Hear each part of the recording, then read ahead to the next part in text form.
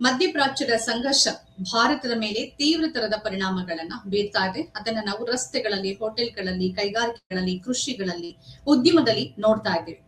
ಪ್ರಸ್ತುತ ಸ್ಥಿತಿ ಏನಿದೆ ಅಂತಂದ್ರೆ ಭಾರತದಲ್ಲಿ ಅನಿಲ ಮತ್ತು ತೈಲ ಕೊರತೆ ನೇರವಾಗಿ ಕಾಣಿಸ್ತಾ ಇದೆ. ಅದರ ಪರೋಕ್ಷವಾದ ಪರಿಣಾಮಗಳು ಕೃಷಿ ಮತ್ತು ಪ್ಲಾಸ್ಟಿಕ್ ಬಳಕೆ ಇರ್ಬೋದು, ಅದರ ತಯಾರಿಕೆ, ಕೈಗಾರಿಕೆಗಳು, ಅದರಲ್ಲೂ ಎಂಎಸ್ಎಂಇ ಕೈಗಾರಿಕೆಗಳ ಮೇಲೆ, ಬೇರೆ ಬೇರೆ ವರ್ಕರ್ಸ್ ಮೇಲೆ ಅದರ ಪರಿಣಾಮಗಳು ಬೀಳ್ತಾ ಇದೆ. ಗುಜರಾತ್ ಸೇರಿದಂತೆ ಹಲವು ಕಡೆಗಳಲ್ಲಿ ಕಾರ್ಖಾನೆಗಳಲ್ಲಿ ಕೆಲಸ ಮಾಡೋಕಾಗದೆ, ಅಂದ್ರೆ ಕೆಲಸ ಮಾಡೋದಕ್ಕೆ ಬೇಕಾದಂತ ಮೂಲಭೂತ ಸೌಕರ್ಯಗಳು ಸಿಗದೆ, ತೈಲ ಮತ್ತು ಅನಿಲ ಸಿಗದೆ ಎಷ್ಟೋ ಮಂದಿ ಗುಳೆ ಹೋಗುವ ಪರಿಸ್ಥಿತಿ ಕೂಡ ನಿರ್ಮಾಣ ಆಗಿದೆ.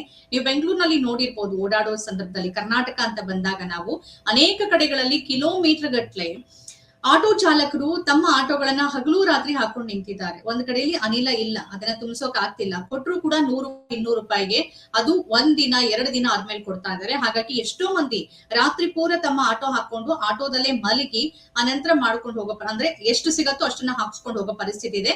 ಆದ್ರೂ ಕೂಡ ಯಾವುದೇ ಏಜೆನ್ಸಿಗಳ ಮಾಲೀಕರು ಗ್ಯಾರಂಟಿಗಳನ್ನ ಕೊಡ್ತಿಲ್ಲ. ನಮಗಿಷ್ಟು ಸಿಗತ್ತೆ, ನಾವಿಷ್ಟು ಕೊಡ್ತೀವಿ, ನೀವು 2 ದಿನ 3 ದಿನ ಕಾದ್ರೂ ಕೂಡ ನಾವು ನಿಮಗೆ ಗ್ಯಾಸ್ ಕೊಡ್ತೀವಿ ಅಂತ ಅವ್ರ ಗ್ಯಾರಂಟಿಯನ್ನ ಹೇಳ್ತಿಲ್ಲ. ಕರ್ನಾಟಕ ಸರ್ಕಾರ ಕೇಂದ್ರದಿಂದ ಏನ್ ಪೂರೈಕೆ ಆಗ್ತಿದೆ, ಯಾವ ಪ್ರಮಾಣದಲ್ಲಿ, ಆ ಪ್ರಮಾಣದಲ್ಲಿ ಹಂಚಿಕೆ ಮಾಡೋ ಪ್ರಯತ್ನವನ್ನ ಮಾಡ್ತಾ ಇದೆ. ಈಗಾಗಲೇ 5 ಗ್ಯಾರಂಟಿ ಇದೆ. ಹಾಗಾಗಿ ಸ್ವಲ್ಪ ಮಟ್ಟಿಗೆ ಇದು ಇಲ್ಲಿನ ಜನರಿಗೆ, ಅಂದ್ರೆ ನೇರವಾಗಿ ಈ ತೈಲ ಅನಿಲ ಯಾರ ಮೇಲೆ ಎಫೆಕ್ಟ್ ಆಗುತ್ತೆ ಅವರಿಗೆ ಸ್ವಲ್ಪ ಅದು ಉಪಯೋಗಕ್ಕೆ ಬರಬಹುದು. ಇನ್ನೊಂದು ಕಡೆಯಲ್ಲಿ ಆಹಾರ ಮತ್ತು ನಾಗರಿಕ ಸರಬರಾಜು ಇಲಾಖೆಯ ಸಚಿವರಾಗಿರುವ ಎಚ್ ಮುನಿಯಪ್ಪನವರು ಹೇಳಿರೋ ಪ್ರಕಾರವಾಗಿ ಅವ್ರೇನ್ ಹೇಳ್ತಿದ್ದಾರೆ, ಹಿಂದೆ ಅಂದ್ರೆ ಮೊದಲು ಈ ಸಂಘರ್ಷ ಆರಂಭ ಆಗಿ ಕೊರತೆ ಉಂಟಾಯ್ತಲ್ಲ, ಆ ಸಂದರ್ಭದಲ್ಲಿ ಕೈಗಾರಿಕೆಗಳಿಗೆ, ಅದರಲ್ಲೂ ಉದ್ಯಮಗಳಿಗೆ, ಅಂದ್ರೆ ಹೋಟೆಲ್ ಉದ್ಯಮಕ್ಕೆ 20% ಮಾತ್ರ, ಅಂದ್ರೆ 10,000 ಸಿಲಿಂಡರ್ ನ ಪ್ರತಿದಿನ ಪೂರೈಕೆ ಮಾಡ್ತಿದ್ರು. ಆದ್ರೆ ಸಮಸ್ಯೆ ಹೆಚ್ಚಾಯ್ತು, ಕೇಂದ್ರದಿಂದ ಸ್ವಲ್ಪ ಬರೋದಕ್ಕೆ ಶುರುವಾಯ್ತು. ಅನಂತರ ಏನ್ ಮಾಡಿದ್ರು, ಈಗಿನ ಪ್ರಸ್ತುತ ಸ್ಥಿತಿ ಏನಿದೆ ಅಂತಂದ್ರೆ 17,500 ಸಿಲಿಂಡರ್ ಗಳನ್ನ, ಕಮರ್ಷಿಯಲ್ ಸಿಲಿಂಡರ್ ಗಳನ್ನ ಹೋಟೆಲ್ಗಳಿಗೆ ಮತ್ತು ಬೇರೆ ಬೇರೆ ಕಡೆಯಲ್ಲಿ ಈಗ ಕರ್ನಾಟಕ ಸರ್ಕಾರ ಕೊಡ್ತಿದೆ. ಅಂದ್ರೆ ಅದು ಬಳಕೆಯ ಒಟ್ಟು 60% ಆಗುತ್ತೆ. ಈ ಮಟ್ಟಿಗೆ ಕರ್ನಾಟಕ ಸರ್ಕಾರ ಕೆಲಸ ಮಾಡ್ತಿದೆ. ಇನ್ನು ಕೇಂದ್ರದಿಂದ ಈಗ ಆಟೋ ಚಾಲಕರು, ಹೋಟೆಲ್ ಉದ್ಯಮದವರು ಮತ್ತು ಇದನ್ನ ನಂಬ್ಕೊಂಡಿರೋ ಜನಸಮೂಹ ಮತ್ತು ಕಾರ್ಮಿಕರು ಏನ್ ಹೇಳ್ತಿದ್ದಾರೆ ಅಂದ್ರೆ, ನಾವೇನ್ ಮಾಡೋದು, ಹೊಟ್ಟೆಗೆ ಏನ್ ಮಾಡೋದು, ತಣ್ಣೀರ್ ಬಟ್ಟೆ ಹಾಕೊಂಡು ಮಲ್ಗೋಕಾಗತ್ತಾ? ನೀವು ನಿಮ್ ಹೆಂಡತಿ ಮಕ್ಳ ಜೊತೆ ಆರಾಮಾಗಿರ್ತೀರಿ, ನೀವು ಊಟ ಮಾಡ್ತೀರಿ, ನೀವು ಚೆನ್ನಾಗಿರ್ತೀರಿ, ನಾವು ರಸ್ತೆಯಲ್ಲಿ ಮಲ್ಗ್ಬೇಕಾ? ನಮ್ ಕುಟುಂಬದವರನ್ನ ಸಾಕೋರು ಯಾರು? ನಾವು ಲೋನ್ ಮಾಡಿ ಸಾಲ ಸೋಲ ಮಾಡ್ಬಿಟ್ಟು ಫೈನಾನ್ಸ್ ಅಲ್ಲಿ ಹಣ ತಗೊಂಡು ಎಷ್ಟೆಷ್ಟೋ % ಆಟೋ ಮಾಡಿರ್ತೀವಿ. ಅಲ್ಲಿ 3 ತಿಂಗಳಾಯ್ತು ಅಂತಂದ್ರೆ ಆಟೋ ಎಳ್ಕೊಂಡು ಹೋಗ್ತಾರೆ. ನೀವು ಗೌರ್ಮೆಂಟ್ ಆಥರೈಸ್ಡ್ ಬ್ಯಾಂಕ್ ಅಲ್ಲೋ ಅಥವಾ ಫೈನಾನ್ಸ್ ಅಲ್ಲೋ ಏನಾದ್ರು ಲೋನ್ ಗಳನ್ನ ತಗೊಂಡಿದ್ರೆ 3 ತಿಂಗಳು ಕಟ್ಟಿಲ್ಲ ಲೋನು ಅಂತಂದ್ರೆ ಅದನ್ನ ಹೇಳ್ಕೊಂಡು ಹೋಗ್ತಾರೆ. ನಾವು ಕೋವಿಡ್ ಸಂದರ್ಭದಲ್ಲಿ ಇದನ್ನ ನೋಡಿದ್ವಿ. ಕೊನೆಗೆ ಸರ್ಕಾರ ಅದನ್ನ EMI ಕಟ್ಟೋದಕ್ಕೆ ಸ್ವಲ್ಪ ಫ್ಲೆಕ್ಸಿಬಿಲಿಟಿಯನ್ನ ಕೊಡಿಸಿತ್ತು. ಈಗಲೂ ಈಗ ಆಟೋ ಚಾಲಕರುಗಳು ಮತ್ತು ಉದ್ಯಮದಲ್ಲಿರುವವರು, ಅದು ಹೋಟೆಲ್ ಉದ್ಯಮದ ಮತ್ತು ಕಾರ್ಮಿಕರು ಏನ್ ಹೇಳ್ತಿದ್ದಾರೆ ಅಂದ್ರೆ, ಕೋವಿಡ್ ಸಂಕಷ್ಟ ಏನಿತ್ತು ಅದಕ್ಕಿಂತ ಕೆಟ್ಟ ಸಂಕಷ್ಟವನ್ನ ನಾವೀಗ ಅನುಭವಿಸ್ತಿದೀವಿ ಅಂತ ತಮ್ಮ ಅಳಲನ್ನ ತೋಡ್ಕೊಳ್ತಿದ್ದಾರೆ. ಹಾಗಾಗಿ ಕೇಂದ್ರ ಸರ್ಕಾರ ಏನ್ ಮಾಡಬೇಕು, ಸದ್ಯಕ್ಕೆ ತಕ್ಷಣಕ್ಕೆ ಕ್ರಮವನ್ನ ಕೈಗೊಳ್ಬೇಕು. ಒಂದು ಸಬ್ಸಿಡಿ ಮಾಡೋದು ಅಥವಾ ಅಬಕಾರಿ ಸುಂಕವನ್ನ ರದ್ದು ಮಾಡೋದು ತಾನೇ ಹಾಕಿದ್ದು 2018ರಲ್ಲಿ. ಇದೆಲ್ಲದರ ಆಚೆಗೆ ತಕ್ಷಣಕ್ಕೆ ಇವರಿಗೆ ಸಹಾಯ ಮಾಡೋದಕ್ಕಂತ ಬೇರೆ ಏನಾದ್ರೂ ಕ್ರಮಗಳನ್ನ, ಅದು ಕೋವಿಡ್ ಸಂದರ್ಭದಲ್ಲಿ ಏನ್ DBT ಮೂಲಕವಾಗಿ ಸಹಾಯ ಮಾಡೋ ಯೋಚನೆ ಇತ್ತು, ಆ ತರದ್ ಏನಾದ್ರೂ ಇದನ್ನ ನಂಬಿ ಮತ್ತು ಇದರಿಂದ ಬದುಕೋಕ ಆಗದೆ ಬೀದಿಯಲ್ಲಿ ಬೀಳ್ತಿರೋ ಜನರಿಗೆ ಸಹಕಾರವನ್ನ ಮಾಡ್ಲೇಬೇಕಿದೆ. ಅದು ಇವತ್ತಿನ ತುರ್ತು. ಇನ್ನೊಂದು ಕಡೆಯಲ್ಲಿ ನಾವಿಲ್ಲೊಂದು ಪ್ರಶ್ನೆ ಕೇಳ್ಬೇಕಾಗತ್ತೆ, ಏನು ಅಂತಂದ್ರೆ, PM ಕೇರ್ಸ್ ಅನ್ನೋದನ್ನ ನೀವು ನೆನ್ಪ್ ಮಾಡ್ಕೊಳ್ಬಹುದು. ಕೋವಿಡ್ ಸಂದರ್ಭದಲ್ಲಿ ಪ್ರಧಾನಿಯವರು ದೇಶದ ಜನಕ್ಕೊಂದು ಮನವಿ ಮಾಡ್ಕೊಂಡ್ರು, ಈ ಸಂದರ್ಭದಲ್ಲಿ ತುರ್ತು ಪರಿಸ್ಥಿತಿಯನ್ನ ನಾವು ಮೆಟ್ಟಿ ನಿಲ್ಬೇಕು ಅಂತಂದ್ರೆ ಸಹಾಯ ಬೇಕು, ನೀವು ಸಹಾಯ ಮಾಡಿ ಅಂತ. ಹಾಗಾಗಿ PM ಕೇರ್ಸ್ ಅಂತ ಮಾಡೋದು. ಅದನ್ನ ಟ್ರಸ್ಟ್ ರೂಪದಲ್ಲಿ ಇಡ್ಲಾಗಿದೆ. ಅದು RTI ವ್ಯಾಪ್ತಿಯಲ್ಲೂ ಕೂಡ ಇಲ್ಲ. ಪ್ರಕರಣಗಳು ಸುಪ್ರೀಂ ಕೋರ್ಟ್ ನಲ್ಲಿ ನಡೀತಿದೆ, ಕೆಲವು ವಿಲೇವಾರಿ ಆಗಿದೆ. ಈ ಪ್ರಶ್ನೆ ಏನ್ ಬರುತ್ತೆ ಅಂತಂದ್ರೆ, ಸುಮಾರು 10,000 ಕೋಟಿಗಿಂತ ಹೆಚ್ಚು ಹಣ ಇರುವ ಈ PM ಕೇರ್ಸ್ ಹಣವನ್ನ ಈ ಸಂದರ್ಭದಲ್ಲಿ, ಅದೇನು ಒಂದು ನ್ಯಾಚುರಲ್ ಕೆಲಾಮಿಟಿ ಆದ್ರೆ ಮಾತ್ರ ಬಳಸಬೇಕು ಅಂತೇನಿಲ್ಲ. ಇದೊಂದು ಆರ್ಥಿಕ ತುರ್ತು ಪರಿಸ್ಥಿತಿ, ಯಾಕಂದ್ರೆ ಸಮಸ್ಯೆ ಬಹಳಷ್ಟು ಹೆಚ್ಚಾಗ್ತಾ ಇದೆ. ಹಾಗಾಗಿ ಈ ಸಂದರ್ಭದಲ್ಲಿ ಯಾರು ಬಾಧಿತರಿದ್ದಾರೆ, ನೇರವಾಗಿ ಮತ್ತು ಅತ್ಯಂತ ಹೆಚ್ಚು ಬಾಧಿತರಿದ್ದಾರೆ, ಅವರ ಉಪಯೋಗಕ್ಕೆ ಈ ಹಣವನ್ನ ಯಾಕೆ ಬಳಸಬಾರ್ದು? ಟ್ರಸ್ಟಿಗಳ ಅನುಮತಿ ಕೊಟ್ರೆ ಇದನ್ನ ಬಳಸೋದಕ್ಕೆ ಸಾಧ್ಯ ಇದೆ. ಟ್ರಸ್ಟಿಗಳು ಯಾರು ಅಂತ ನೋಡಿದ್ರೆ ಪ್ರಧಾನಮಂತ್ರಿಯನ್ನು ಒಳಗೊಂಡಂತೆ ಸರ್ಕಾರದವರೇ ಆಗಿದ್ದಾರೆ.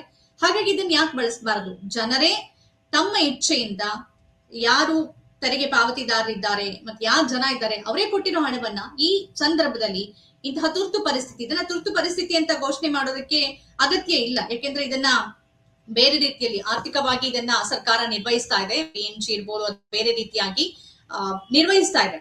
ಈ ಸಂದರ್ಭದಲ್ಲಿ ಸ್ವಲ್ಪ ಸಹಾಯ ಆಗೋ ರೀತಿಯಲ್ಲಿ, ಆರ್ಥಿಕ ಸಹಾಯ ಆಗೋ ರೀತಿಯಲ್ಲಿ ಯಾಕೆ ಮಾಡಬಾರದು, ಮಾಡ್ಬೇಕಾಗತ್ತೆ. ಅಥವಾ ಬೇರೆ ಯಾವ್ದಾದ್ರು ಒಂದು ಹೊಸ ಪ್ಯಾಕೇಜ್ ಗಳನ್ನು, ಸಬ್ಸಿಡಿಗಳನ್ನು, ಅಥವಾ EMI ಕಟ್ಟೋದಕ್ಕೆ ಈ ಸಾಲಗಾರ ಯಾರಿದ್ದಾರೆ, ಸಾಲ ಸೋಲ ಮಾಡಿ ಉದ್ಯಮಕ್ಕೆ ಹಣ ಹಾಕಿದವರು, ಹೋಟೆಲ್ ಮಾಡಿದವರು, ಅಥವಾ ವಾಹನಗಳನ್ನ ಕೊಂಡವರು, ಇಂಥವರಿಗೆ ಸ್ವಲ್ಪ ಸಡಿಲಿಕೆಯನ್ನು ಕೊಡ್ಬೇಕಾಗತ್ತೆ. ಅಟ್ಲೀಸ್ಟ್ ಒಂದು 3 ತಿಂಗಳು ಪರಿಸ್ಥಿತಿ ಸುಧಾರಿಸೋ ತನಕ, ಪರಿಸ್ಥಿತಿ ಎಲ್ಲವೂ ಒಂದು ಸಹಜ ಸ್ಥಿತಿಗೆ ಬರೋ ತನಕ ಅವರ ಮೇಲೆ ಒತ್ತಡವನ್ನ ಹಾಕಿ ಅವರ ಜೀವವನ್ನ ಕೀಳುವಂತ ಮತ್ತೆ ಬಹಳ ಟಾರ್ಚರ್ ಅನ್ನ ಕೊಡ್ತಾರೆ ಈ ಫೈನಾನ್ಸ್ ಕಂಪನಿಯವರು.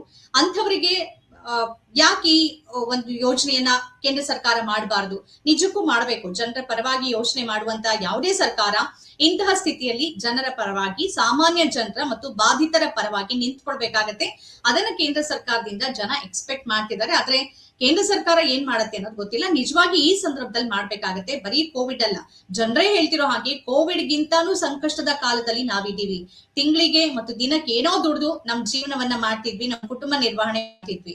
ನಮ್ಗೆ ನೀವೇನು ಕೊಡೋದು ಬೇಡ, ನೀವು ಗ್ಯಾಸ್ ಕೊಡಿ ಅಂತ ಕೇಳ್ತಿದ್ದಾರೆ. ಅದ್ರ ಗ್ಯಾಸು ಈಗ ತಕ್ಷಣಕ್ಕೆ ಕೇಂದ್ರ ಸರ್ಕಾರದ ಮೇಲೆ ಎಲ್ಲ ಜವಾಬ್ದಾರಿಯನ್ನ, ಹೌದು, ದೀರ್ಘಕಾಲಿಕವಾಗಿ ನಾವೊಂದು ದೂರದೃಷ್ಟಿಯ ಯೋಜನೆಯನ್ನ, ಇಂಧನ ಸ್ವಾವಲಂಬಿತನವನ್ನ ಮಾಡದೇ ಇರೋದು ಮತ್ತು ಒಂದೇ ಕಡೆಗೆ ನಾವು ಅವಲಂಬಿತ ಆಗಿರೋದು ಇಷ್ಟಕ್ಕೆಲ್ಲ ಕಾರಣ.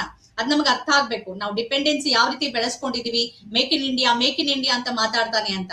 ಮೇಕ್ ಇನ್ ಇಂಡಿಯಾ ಬರೀ ಕಾಗದದಲ್ಲಿ, ಘೋಷಣೆಯಲ್ಲಿ, ಚುನಾವಣೆಯಲ್ಲಿ ಮಾತ್ರ ಇದೆ. ನಿಜಕ್ಕೂ ಮೇಕ್ ಇನ್ ಇಂಡಿಯಾ ಆಗಿಲ್ಲ.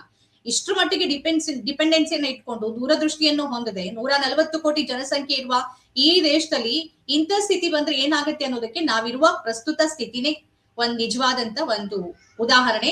ಈ ಸ್ಥಿತಿ ಬರಬಾರ್ದು ಅಂದ್ರೆ ಒಂದು ದೀರ್ಘಕಾಲಿಕ ಯೋಜನೆಯನ್ನ ಸರ್ಕಾರಗಳು ಹಾಕೊಳ್ಬೇಕಾಗತ್ತೆ. ಅದಕ್ಕಿಂತ ಹೆಚ್ಚು ಇಮಿಡಿಯೇಟ್ ಆಕ್ಷನ್ ಅನ್ನ ತಗೋಬೇಕು. ಯಾರು ನಮ್ಗೆ ಊಟ ಇಲ್ಲ, ನಮ್ಗೆ ಕುಟುಂಬ ನಿರ್ವಹಣೆ ಆಗ್ತಿಲ್ಲ ಅಂತ ಸಾವಿನ ಕಡೆ ಹೋಗ್ಬಾರ್ದು. ಇಂತಹ ಸಂದರ್ಭದಲ್ಲೇನೆ ಆತ್ಮಹತ್ಯೆ ಅಂತ ಯೋಚನೆಗಳು ಜನಕ್ ಬರುತ್ತೆ. ಯಾಕೆ ಬದುಕಿರ್ಬೇಕು ನಾವು, ಕುಟುಂಬ ನೋಡ್ಕೊಳಕ್ ಆಗೋದಿಲ್ಲ, ಒಂದ್ ಹೊತ್ತಿನ ಊಟ ಮಾಡೋಕ್ ಆಗೋದಿಲ್ಲ ಅಂತ. ಅಂಥವರ ಬೆನ್ನಿಗೆ ಸರ್ಕಾರಗಳು ನಿಲ್ಬೇಕು. ಕೇಂದ್ರ ಸರ್ಕಾರ ಮತ್ತು ರಾಜ್ಯ ಸರ್ಕಾರ ಜವಾಬ್ದಾರಿ ಇರೋದು ಕೇಂದ್ರ ಸರ್ಕಾರದ್ದು. ಕೇಂದ್ರ ಸರ್ಕಾರ ತಕ್ಷಣಕ್ಕೆ ಇಮಿಡಿಯೇಟ್ ಆಗಿ ರಿಲೀಫ್ ಅನ್ನ ಇಂತಹ ಜನರಿಗೆ ಕೊಡ್ಬೇಕಿದೆ. ಅದು ಸರ್ಕಾರ ಮಾಡುವಂತ ಕೆಲಸ. ನಿಜವಾದ ಜನ ಕಲ್ಯಾಣ ಯೋಜನೆ ಆಗತ್ತೆ. ಆದ್ರೆ ಯಾವ ಮಟ್ಟಿಗೆ ಸರ್ಕಾರಗಳು ಇದನ್ನ ಮಾಡತ್ತೆ ಅನ್ನೋದು ಗೊತ್ತಿಲ್ಲ. ಚುನಾವಣೆಯಲ್ಲಿ, ಪ್ರಚಾರದಲ್ಲಿ ಬ್ಯುಸಿ ಆಗಿದ್ದಾರೆ. ಒಂದ್ ಕಡೆ ಈ ರೀತಿಯ ಪರಿಸ್ಥಿತಿ ದೇಶದಲ್ಲಿದೆ. ಹೌದು, ಪ್ರಧಾನಿ ಚುನಾವಣೆಯಲ್ಲಿ ಅವರ ಪಕ್ಷದ ವಿರುದ್ಧ ಪ್ರಚಾರ ಮಾಡಬೇಕು, ಸರಿ.